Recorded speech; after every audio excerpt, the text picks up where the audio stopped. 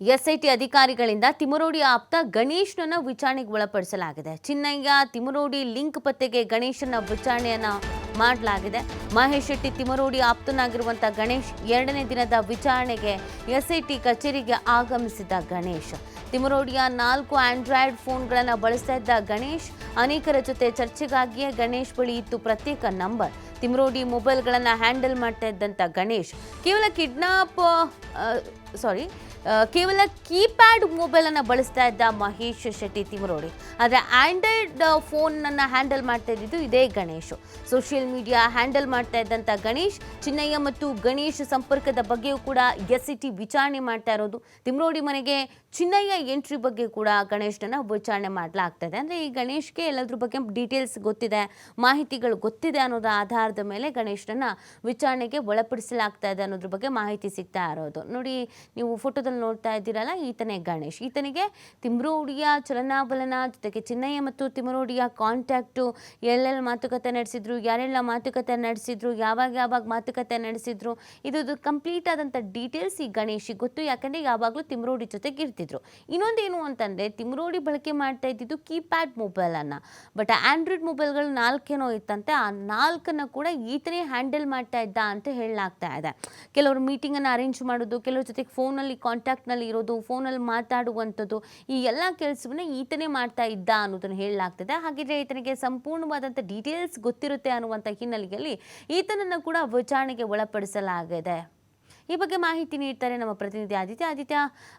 ತಿಮರೋಡಿ ಆಪ್ತ ಗಣೇಶ್ನನ್ನ ವಿಚಾರಣೆಗೆ ಒಳಪಡಿಸಲಾಗಿದೆ ಅನ್ನೋದ್ರ ಬಗ್ಗೆ ಮಾಹಿತಿ ಸಿಗ್ತಾ ಇರೋದು. ಈತನಿಗೂ ಈ ಪ್ರಕರಣಕ್ಕೂ ಏನು ಲಿಂಕ್ ಇದೆ ಅಂತ? ನೀತಿ ಹೌದು. ಈ ಗಣೇಶ್ ಅನ್ನುವಂತ ವ್ಯಕ್ತಿ ತಿಮರೋಡಿ ಅವರ ನಿಕಟವರ್ತಿ, ಅವರ ಜೊತೆಯಲ್ಲೇ ಬಹು ಸಮಯದಿಂದ ಅವರ ಜೊತೆಯಲ್ಲೇ ಇದ್ದಾನೆ ಮತ್ತು ಅವರಿಗೆ ಸಂಬಂಧಪಟ್ಟಂತ ಸಾಮಾಜಿಕ ಜಾಲತಾಣಗಳು ಎಲ್ಲವನ್ನ ಕೂಡ ನಿರ್ವಹಿಸ್ತಾ ಇರುವಂತದ್ದು ಇದೇ ಗಣೇಶ್ ಶೆಟ್ಟಿ ಅವರು. ಹಾಗಾಗಿ ಇವರು ಪ್ರಮುಖವಾಗಿ ತಿಮರೋಡಿ ಅವರ ಆಂಡ್ರಾಯ್ಡ್ ಫೋನ್ಗಳನ್ನ ಇವರು ಯೂಸ್ ಮಾಡ್ತಾರೆ. ಸಾಮಾನ್ಯ ಕೀಪ್ಯಾಡ್ ಫೋನ್ ಅನ್ನ ಮಾತ್ರ ತಿಮರೋಡಿ ಅವರು ಬಳಸೋದು. ಉಳಿದಂತೆ ಅವರ ಆಂಡ್ರಾಯ್ಡ್ ಫೋನ್ಗಳು ಏನಿದೆಯೋ ಅದನ್ನ ಈ ಗಣೇಶ್ 4 ಆಂಡ್ರಾಯ್ಡ್ ಫೋನ್ಗಳನ್ನ ಬಳಸ್ತಾ ಇದ್ರು. ಸೊ ಈ ಅನೇಕರ ಜೊತೆಗೆ ಚರ್ಚೆ ಆಗಿರಬಹುದು ಮತ್ತು ಸಾಮಾಜಿಕ ಮಾಧ್ಯಮಗಳ ಬಳಕೆ ಆಗಿರ್ಬೋದು. ಇದಕ್ಕಾಗಿ ಮೊಬೈಲ್ಗಳನ್ನ ಗಣೇಶ್ ಅವರು ಬಳಸ್ತಾ ಇದ್ರು. ಅದಕ್ಕಾಗಿ ಪ್ರತ್ಯೇಕ ನಂಬರ್ ಕೂಡ ಇವರ ಬಳಿ ಇತ್ತು ಅಂತ ಹೇಳಲಾಗ್ತಾ ಇದೆ. ಹಾಗಾಗಿ ಇವರನ್ನ ಕೂಡ ಇವತ್ತು ವಿಚಾರಣೆ ಕರೆದಿದ್ದಾರೆ. ಅಂದ್ರೆ ಇವತ್ತು ಮಾತ್ರ ಅಲ್ಲ, ನಿನ್ನೆ ಕೂಡ ವಿಚಾರಣೆ ಕರೆದಿದ್ರು.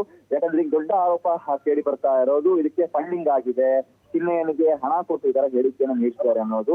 ಹಾಗೆ ಇದರ ಸತ್ಯಾಸತ್ಯತೆ ಏನು ಮತ್ತು ಈ ಕಾಂಟ್ಯಾಕ್ಟ್ ಹಿಸ್ಟ್ರಿ ಏನು, ಮಹೇಶ್ ಶೆಟ್ಟಿ ತಿಮರೋಡಿ ಮತ್ತು ಚಿನ್ನಯ್ಯನಿಗೆ ಕಾಂಟ್ಯಾಕ್ಟ್ ಹಿಸ್ಟ್ರಿ ಯಾವ ತರ ಇದೆ ಅವ್ರದ್ದು, ಅಂದ್ರೆ ಅವರು ಯಾವ ತರ ಸಂಪರ್ಕಕ್ಕೆ ಬಂದ್ರು ಇಬ್ರು, ಚಿನ್ನಯ್ಯ ಯಾವಾಗ ಇವ್ರ ಮನೆಗೆ ಬಂದಿತ್ತು ಮತ್ತು ಯಾರಿಂದ ಅವರ ಪರಿಚಯ ಆಯಿತು, ಎಲ್ಲದರ ಬಗ್ಗೆ ಕೂಡ ಮಾಹಿತಿಯನ್ನ ಪಡೆಯೋದಕ್ಕೆ ಈಗ ಗಣೇಶನ್ನ SIT ಅವರು ತೀವ್ರ ವಿಚಾರಣೆಗೆ ಒಳಪಡಿಸಿದ್ದಾರೆ ಅನ್ನುವಂತ ಮಾಹಿತಿಗಳು ಕೂಡ ಕೇಳಿ ಬರ್ತಾ ಇದೆ. ಅಂದ್ರೆ ಈಗ ನಾವು ಕೆಲವು ದಿನಗಳಿಂದ ಒಂದಿಷ್ಟು ವಿಡಿಯೋಗಳು ವೈರಲ್ ಆಗ್ತಾ ಇರೋದನ್ನ ಗಮನಿಸಬಹುದು. ಅಂದ್ರೆ 12-13 ವಿಡಿಯೋಗಳನ್ನು ಈಗಾಗಲೇ ರಿಲೀಸ್ ಮಾಡಿದ್ದಾರೆ. ಪ್ರಮುಖವಾಗಿ ಚಿನ್ನಯ್ಯ ಮೊದಲ ಬಾರಿಗೆ ಬಂದು ಮಹೇಶ್ ಶೆಟ್ಟಿ ತಿಮರೋಡಿ ಅವರ ಬಳಿ, ಅದು ಕೂಡ 2 ವರ್ಷದ ಹಿಂದೆ, ಅಂದ್ರೆ ಆಗಸ್ಟ್ 2023 ಆತ ಬಂದು ಇದೆಲ್ಲ ಹೇಳಿಕೆಗಳನ್ನ ನೀಡಿದೆ ಅನ್ನುವಂತ ರೀತಿಯಲ್ಲಿ ಪ್ರಮುಖವಾಗಿ ಮಹೇಶ್ ಶೆಟ್ಟಿ ತಿಮರೋಡಿ ಅವರ ಇನ್ಸ್ಟಾಗ್ರಾಮ್ ಖಾತೆ ಆಗಿರ್ಬೋದು ಮತ್ತು ಅವರ ಅಣ್ಣನ ಮಗನ ಖಾತೆಯ ಮೂಲಕ ಈ ವಿಡಿಯೋಗಳನ್ನ ರಿಲೀಸ್ ಮಾಡಲಾಗ್ತಾ ಇದೆ. ಹಾಗಾಗಿ ಇದರ ಸತ್ಯಾಸತ್ಯತೆ ಏನು ಅನ್ನೋದನ್ನ ಕೂಡ ಕಲೆ ಹಾಕೋದಕ್ಕೆ SIT ಮುಂದಾಗಿರ್ಬೋದು.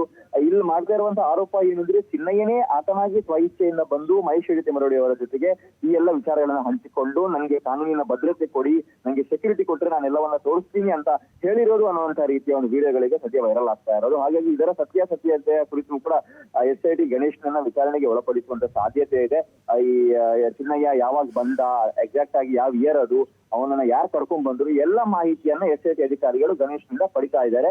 ಸೊ ಇವು 2ನೇ ದಿನದ ವಿಚಾರಣೆ. ಈಗ ಕಳೆದ ಕೆಲವು ಕ್ಷಣಗಳ ಹಿಂದೆ ಆತ SIT ಕಚೇರಿಗೆ ಆಗಮಿಸಿದ್ದಾನೆ.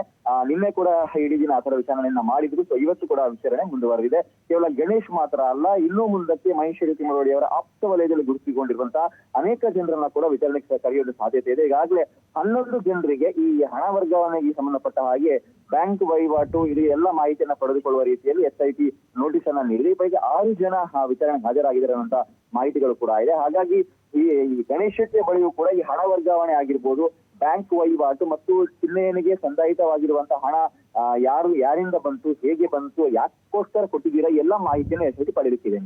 ಓಕೆ, ಥ್ಯಾಂಕ್ ಯು ಆದಿತ್ಯ ತಮ್ಮ ಡೀಟೇಲ್ಸ್ಗಾಗಿ.